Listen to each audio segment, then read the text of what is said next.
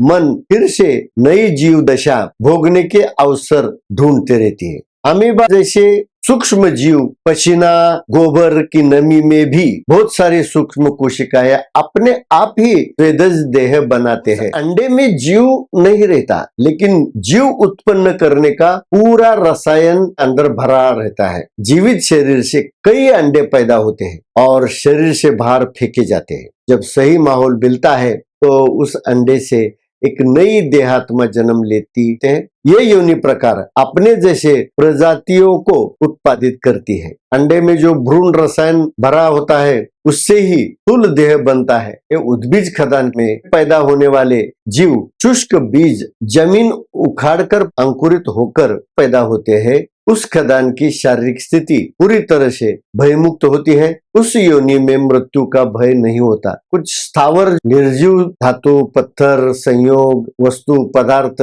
हमें दिखते हैं, दृश्यादृश्य होते हैं, वो सब उद्बीज खदान में तैयार होते हैं। सबसे पहले बालाघाट चैनल को सब्सक्राइब करें, लाइक और शेयर करें और उसके साथ बेल आइकॉन दबाना न भूलें। धन्यवाद। श्री गणेशाय नमः। गुरुर्ब्रह्मा गुरुर्विष्णु गुरुर्देवो महेश्वराः गुरु साक्षात् परब्रह्म तस्मै श्री गुरवे नमः।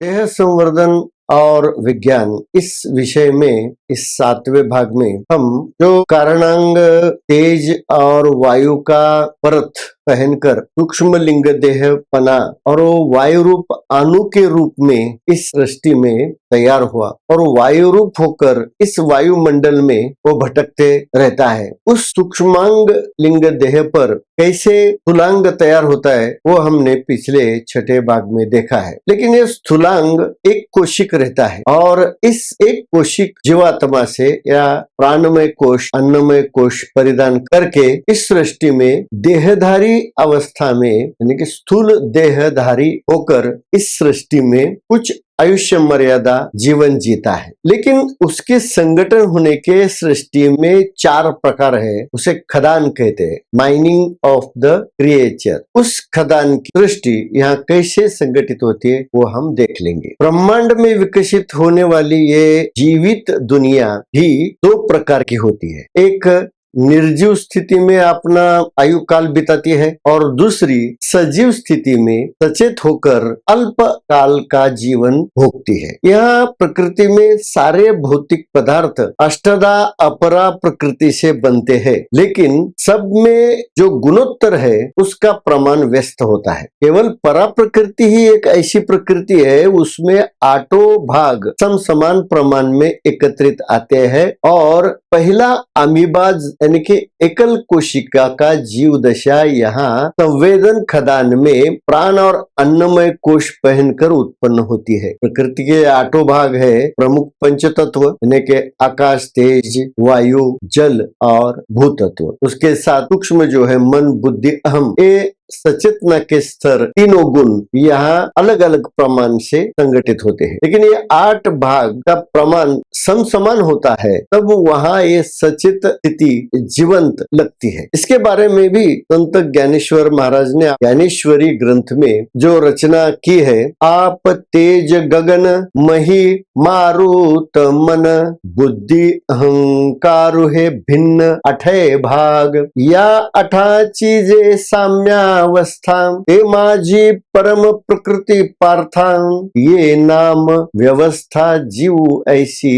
यहाँ भगवान अर्जुन को यही बात समझाते हैं कि अर्जुना 8 प्राकृतिक तत्वों की जो साम्य अवस्था है वो जब समान प्रमाण में एक साथ सम्मिलित होती है उससे जो रसायन बनता है सचेत रसायन बनता है उसे ही यहाँ जीव दशा कहने की एक प्रथा है व्यवस्था है। उससे अपर प्रमाण में निर्जीव यानी उन्हें सजीव कहा नहीं जाता। होते सजीव है, होते सचेत है, लेकिन उसका चेतन स्तर बहुत निम्न होता है, इसके लिए उसे स्थूल प्रकृति कहा जाता है। इस सजीव कोशिक देहाकार सृष्टि की उत्पत्ति होने के लिए एक विशिष्ट वातावरण की अनुकूलता की जरूरत होती है, और इसलिए प्रकृति यहाँ सजीव सृष्टि 4 प्रकार के खदान और 3 योनियों के माध्यम से 84 लाख योनि प्रकार के शरीर यहाँ सचेत स्थिति में जीवन भोगने के लिए पैदा करती है। बहुकोशिक स्व संगठित जीवित शरीर को बनाने की प्राकृत प्रक्रिया बहुत जटिल होती है। अगर इस चैनल को आपने अभी तक सब्सक्राइब किया नहीं है तो आप जरूर सब्सक्राइब करें, और इस चैनल से मैं जो नए नए वीडियो प्रक्षेपित करता हूं उसकी नोटिफिकेशन आपको तुरंत मिलने के लिए बेल आइकॉन भी जरूर दबाइए। और सबसे महत्वपूर्ण बात यह है कि ये बात अपने सब मित्रों के साथ शेयर करने के लिए या उनको इस बारे में ज्ञान होने के लिए आप अपने फोन में जो भी समूह है, ग्रुप्स है, उनमें जरूर शेयर करें ताकि उन तक भी ये बात पहुंचे और इसका वो भी कुछ हद तक लाभ उठाए और अपना शरीर स्वस्थ रखने के लिए जो हम आगे इस शास्त्र समझाने की कोशिश कर रहा हूँ उसे भी वो समझ सके। और ऐसे सजीव भूतों के 4 खदान का नामोल्लेख, पहली खदान है स्वेदज, दूसरी खदान अंडज, तीसरी जारज और चौथी उद्भिज। खदान यानी कि मनोमय जीवात्माओं को संगठित बहुकोशिकाएं संच बनाने के प्राकृत के 3 तरीके होते हैं। अनादि स्थूल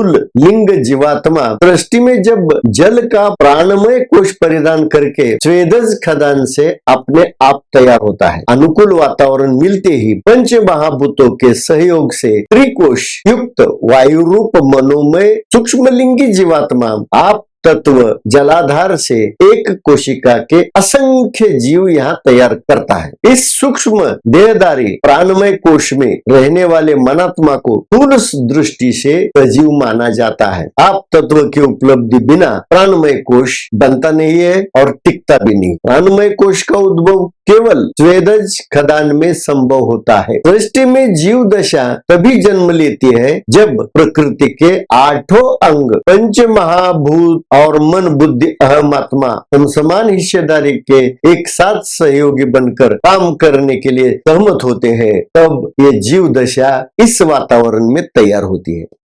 अब बाद में प्राणमय कोश के विभाजन से असंख्य जीवात्माओं का संगठन होकर छोटे छोटे सूक्ष्म कीड़े मकोड़े तैयार होते हैं। श्रोताओं को एक बात विशेषता से नम्र होकर विनती करनी है कि आप ये भाग आध्यात्मिक शास्त्र के आधार पर यहाँ कहे गए हैं, इसलिए थोड़ा सूक्ष्म और गहन विषय है, लेकिन ये जानना बहुत जरूरी है। इसके लिए मैं आपके सामने इसे प्रस्तुत कर रहा हूँ। इसके आगे के जो भाग है वो भी बहुत महत्वपूर्ण है। जब हम इस शरीर की उत्पत्ति कैसी होती है ये पूरी तरह से समझ लेंगे, पिंड और ब्रह्मांड का जो शास्त्र विज्ञान ने जो कहा है और अध्यात्म में जो समझाया है, उस दोनों बात को हम एक साथ समझने की यहाँ कोशिश कर रहे हैं। आप भी उसी गंभीरता से इस विषय को समझ ले, इतना मैं आपको विनती करता हूँ। उसमें जो उद्भिज खदान होती है वो शुष्क बीज को बाहर से अन्न, हवा, पानी और ऊर्जा प्राप्त होते ही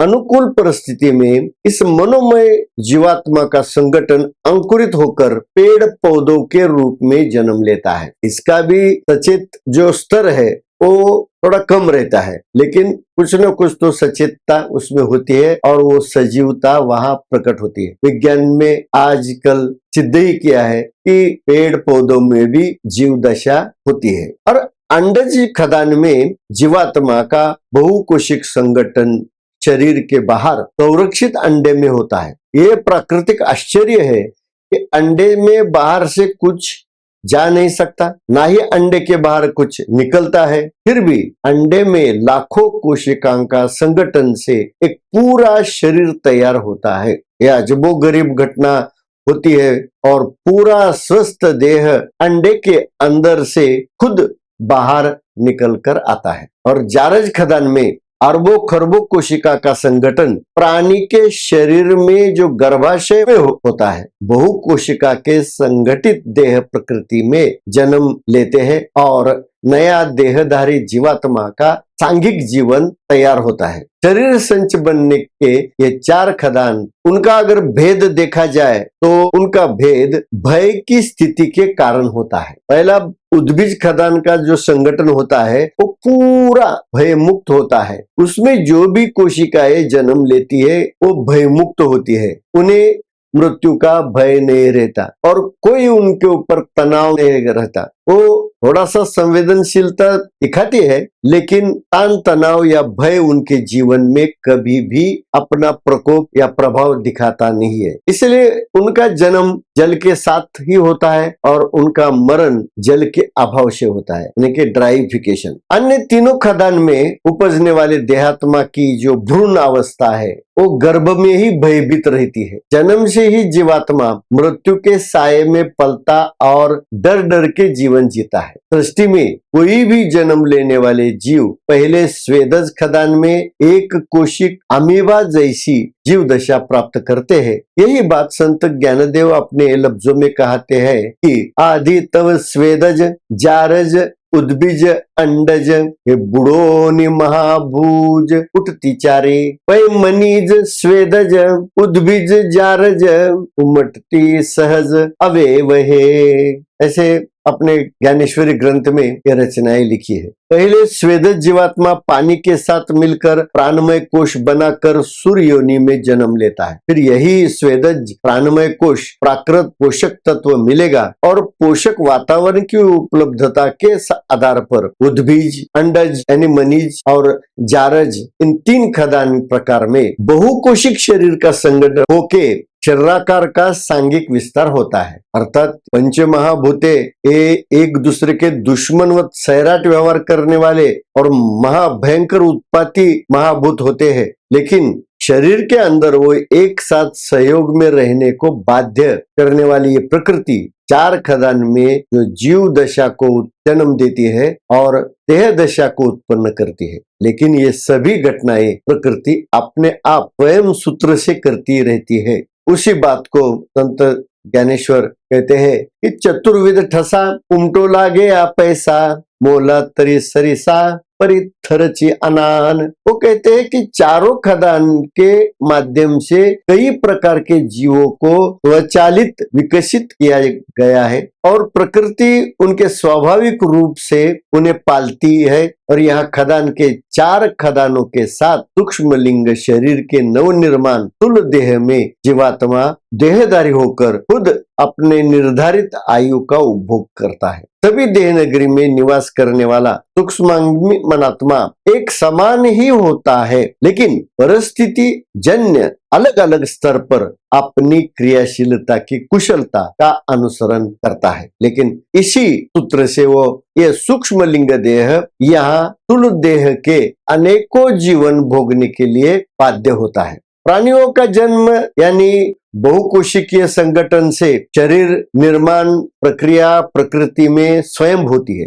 देहधारी यानी प्राकृत स्थूल भौतिक रूप धारण करना जब महाकारण परमात्मा आत्मांश में विभक्त होकर सर्वोच्च दशा से प्रकृति के अधम घर में यह भौतिक जीवन जीने हेतु सृष्टि में आता है। इसलिए आत्मांश पहला आकाश ने दिया हुआ आनंदमय अंतर्वस्त्र पहनता है, फिर वही मायावी माया क्षेत्र में भटकने के लिए सूक्ष्म लिंग देह और स्थूल दोनों प्रकार के ये बाहरी वस्त्र पहनकर कारणंग आत्मांश ही भूलोक के वातानुकूलित आवरण में स्वैर भटकता है। अभी हर एक खदान का संक्षिप्त परिचय हम समझ लेते हैं। उसमें से पहला हम स्वेदज खदान को समझ लेते हैं। पहले तो ये खदान अवतारी खदान है, क्योंकि इसके कोई प्राकृत माँ बाप नहीं होते हैं। इनको जन्म देने वाला ऐसा कोई स्थूल जीव दशा होती नहीं है। पंच महाभूतों के सांघिक सहमति से अनुकूल वातावरण में भटकने वाली सूक्ष्म लिंगी मनोत्मा जब आप यानी पानी और द्रवीभूत भूतत्व के साथ मिलकर एक कोशिक सूक्ष्म प्राणमय कोश बनाकर सचेत अमीबा जैसी जीव दशा धारण करती है। ऐसे जन्म लेने वाली एकल कोशिक ग्रंथियों का जीवन काल साधारणतः 30 से 120 दिन का होता है। यदि पानी की नमी लंबे समय तक प्राप्त होती है तो बाहर वाला जेली रूप जो प्राणकोश आवरण होता है उस प्राणमय कोश का विभाजन उर योनि के सूत्र से होता है और उस नियम से वो प्राणमय कोश खुद विभाजित होकर दो अलग अलग नई कोशिकाएं बनती है और वातावरण में भटकने वाला एक नया मनोमय जीवात्मा शरीरधारी बनने हेतु और जीवन का आनंद लेने इस प्राण कोश में स्थापित होता है, प्रवेश कर सकता है। यानी कि जो पहले प्राणमय कोश के आवरण का विभाजन होता है, केंद्र का विभाजन नहीं होता, लेकिन इस आवरण का विभाजन होते समय ही बाहर से, शरीर के बाहर से जो सूक्ष्म लिंगी देह है, मनात्मा है, जीवात्मा है, उसे निमंत्रित किया जाता है और इस प्राणमय कोश में स्थापित किया जाता है। ऐसे वो दो जीव वहां तैयार होते हैं। लेकिन जलीय आवृत प्राणमय ग्रंथि कोश का विभाजन होते वक्त इंद्रिय मनात्मा कभी भी विभाजित नहीं होता। जो प्राणमय कोश पहनकर सूक्ष्म लिंग देही मनात्मा अंदर रहता है उसका विभाजन कभी भी नहीं होता, सिर्फ आवरण का विभाजन होता है, जेली का विभाजन होता है, क्योंकि अंतर सूक्ष्म लिंग मनात्मा का विभाजन कभी भी संभव नहीं है। विज्ञान के शास्त्र वचनों में ऐसी कोशिका के केंद्रीय मनात्मा का भी विभाजन होता है, ऐसा मत आधुनिक विद्वानों ने कहा है, लेकिन ये केवल तार्किक बात है। अध्यात्म शास्त्र ज्ञान के अनुसार सूक्ष्म लिंग देही मनोमय कोश का विभाजन संभव नहीं है। इसलिए इस बारे में विद्वानों की अलग अलग राय सुनने मिलती है। इस विषय में जो भी माध्यम से ज्ञान प्रसारित होता है उसमें कई बार ऐसे वक्तव्य हमें सुनने मिलते हैं। केवल ऊपर का जो जलयुक्त प्राणकोश रहता है उसका ही विभाजन होता है। उस विभाजित कोश में रहने हेतु बाहर जो वातावरण में भटकने वाला अन्य मनात्मा अतिथि के तौर पर कुल जीवन जीने के लिए निमंत्रित किया जाता है और सजातीय गुणधर्म के जो भी मनात्मे होते हैं वो वहां आकर्षित होते हैं और ऐसे ही सूक्ष्म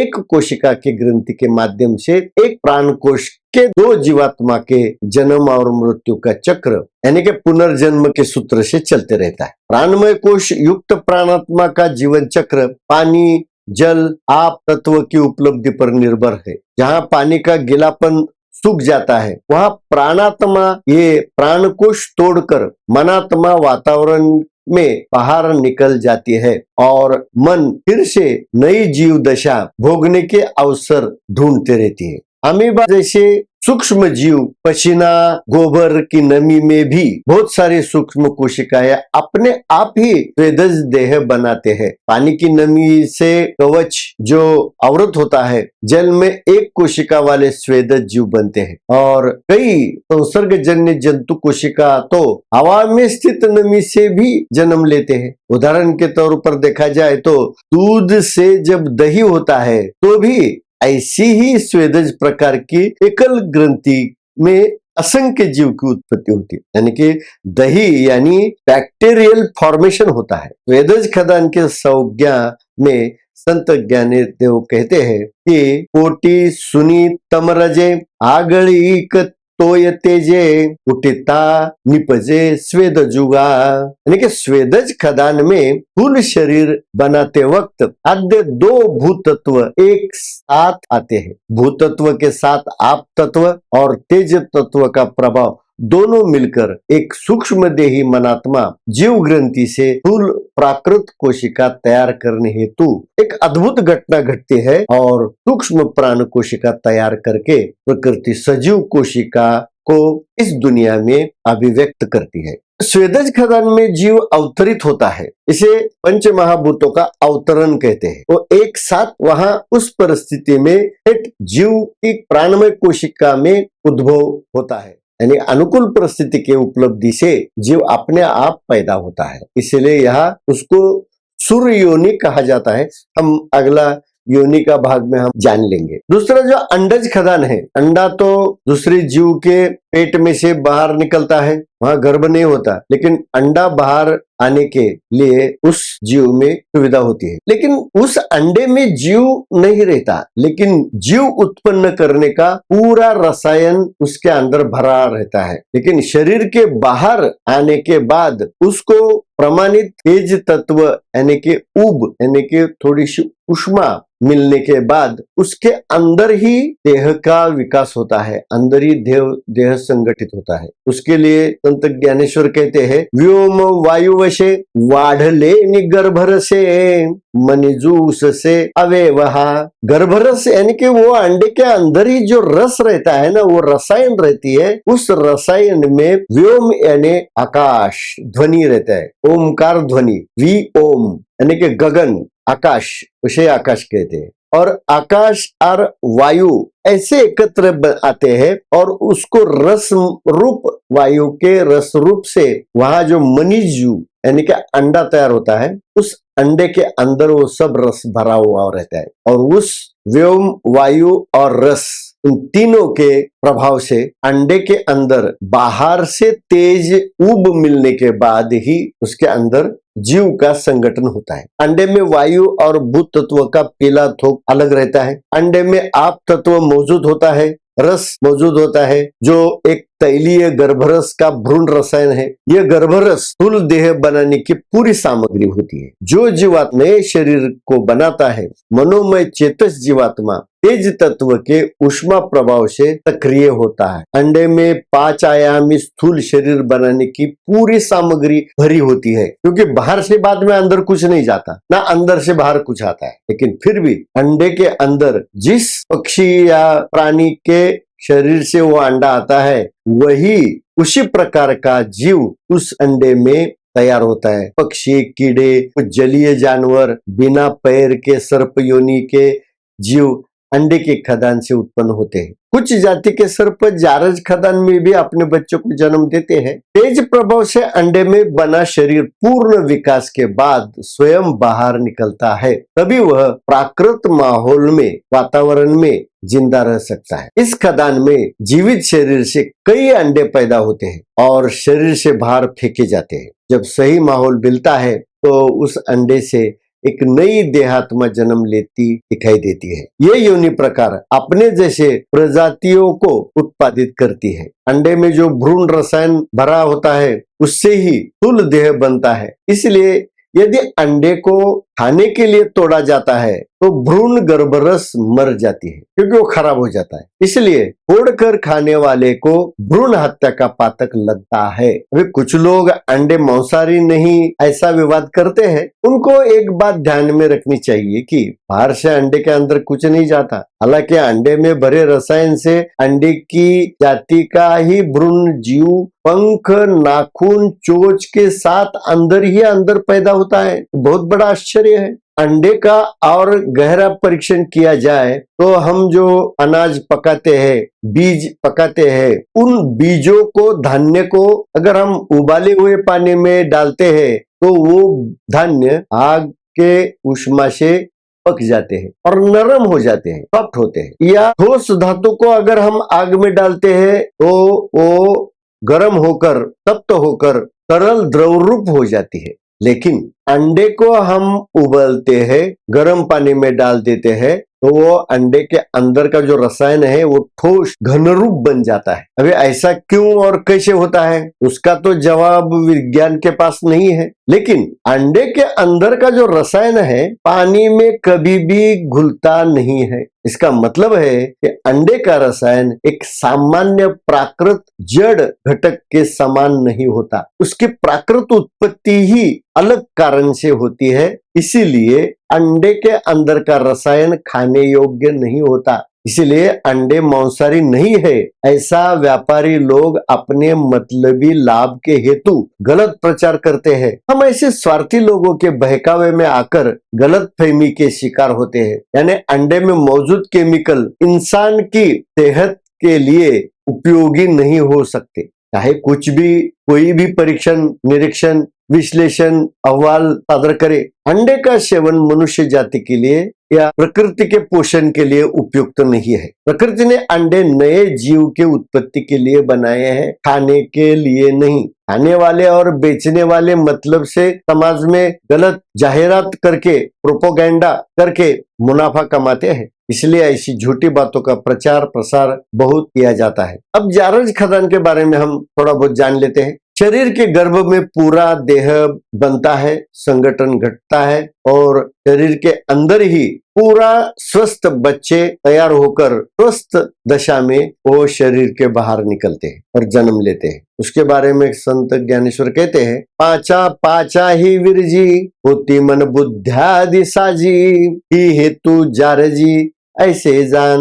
जारज खदान में सभी स्तनधारी प्राणी गर्भाशय में मन बुद्धि के साथ 5 महाभूत के कुशल सहयोग से माता के गर्भाशय में प्रकृति ने पूरा स्थूल शरीर का संगठन बनाने के लिए अनुकूल वातावरण का गर्भाशय तैयार किया है और उसके अंदर ही ये जारज खदान में संपूर्ण यानी कि पूरा शरीर तैयार होता है। इसलिए भ्रूण का जो देह संगठन जार थैली के गर्भरस के भोजन से किया जाता है। ग्रंथि के बहुकोशिकीय शरीर संच के लिए आवश्यक पोषक तत्व गर्भ के पानी से अवशोषित होते हैं और नाल के माध्यम से भ्रूण शिशु को अन्न रस की आपूर्ति की जाती है। परा और अपरा दोनों अष्टधा प्रकृति को एक साथ यहाँ पोसा जाता है। गर्भ में आत्मज भाग पूर्ण विकसित होने के बाद ही पूरा स्वस्थ देह का जन्म होता है। गर्भाशय में भ्रूण को जार के माध्यम से आवश्यक अन्न रस का उपलब्धि किया जाती है। अतः जीवों के ऐसे शरीर वृद्धि को जारज कहते हैं। बाद में उसका संगोपन जननी जनक माता पिता वात्सल्य भाव से करते हैं। पराश्रित शैशवावस्था के बाद ये देहधारी आत्मा एक स्वतंत्र प्राकृत जीवन व्यतीत करता है और आखिर में ये उद्बीज खदान के बारे में थोड़ा बहुत हम जानते हैं। इस खदान में पैदा होने वाले जीव शुष्क बीज अंकुरित होकर जमीन उखाड़कर पैदा होते हैं। उस खदान की शारीरिक स्थिति पूरी तरह से भयमुक्त होती है। उस योनि में मृत्यु का भय नहीं होता। इसकी उत्पत्ति कैसे होती है, इसका एक सूत्र संत ज्ञानदेव अपने ज्ञानेश्वरी ग्रंथ में कहते हैं, उद्बीज मनजे आप पृथ्वी उत्कटे आणि तमो मात्रे निकृष्टे हावरु उमटे उद्भिजुहा। उद्बीज यानी कि क्या है, आप तत्व और पृथ्वी तत्व दोनों एक दूसरे से सम्मिलित होके संगठित होके स्वयं चलित पद्धति से, लेकिन तम गुण का प्रभाव ज्यादा रहता है। इसलिए ये निकृष्ट प्रकार के जो जीव है ये उद्बीज खानी में तैयार होते हैं और उसके साथ साथ कुछ स्थावर निर्जीव पत्थर भी ऐसे ही उद्बीज होते हैं। धातु पत्थर संयोग जो वस्तु पदार्थ हमें दिखते हैं, दृश्यादृश्य होते हैं, वो सब उद्बीज खदान में तैयार होते हैं। पानी और भूतत्व के शुष्क बीज को जब बाहर से हवा जल का सहयोग मिलता है तो शुष्क बीज में मनोमय कोश जीवात्मा घुसकर सजीव होकर जमीन से अंकुरित होता है। बीज से महाकाय संगठन पेड़ के रूप में जन्म लेता है। पृथ्वी तत्व के बहुकोशिकीय धान्य बीज के माध्यम से पानी के विस्तारित रूप में अधिक से अधिक वृक्ष निर्माण होते हैं। भूरूप अन्न की देह परत पहनते हुए सूक्ष्म शरीर का जीवात्मा स्थूल जीवन की कई ग्रंथियों के साथ सांघिक जटिल शरीर ग्राम की भव्य वसाहत बसाता है। यहाँ बीज सबसे महत्वपूर्ण होता है और आकाश तत्व हमेशा हर जगह होता है, लेकिन बीज मुख्य रूप से पृथ्वी और आप तत्व के सहयोग से विस्तारित होता है। अन्य तत्व सही माहौल में एक साथ नजदीक आते हैं और मूल बीज सूत्र के तमोगुणों का विकास इस स्थिति में होता है और विशाल वृक्ष रूप का विस्तार आहिस्ता आहिस्ता होते रहता है। इस प्रकार में सभी पौधे इस तरह से उद्बीज खदान में पैदा होते हैं। स्थावर वस्तु पदार्थ भी ऐसे ही संगठित होते हैं और अपना जीवन काल व्यतीत करते हैं। मुझे लगता है पुनर्जन्म के इस चक्र को सूक्ष्म लिंग देह जिस प्रकार से अनेकों जीवन काल को व्यतीत करने के लिए उपयोग में लाता है, इस चारों खदान का हमने संक्षिप्त विवरण यथामति आपके सामने प्रस्तुत किया है और इतना पर्याप्त है। इसके लिए हम इसी जगह पर इस विवरण को या प्रवचन को समाप्त करते हैं। धन्यवाद।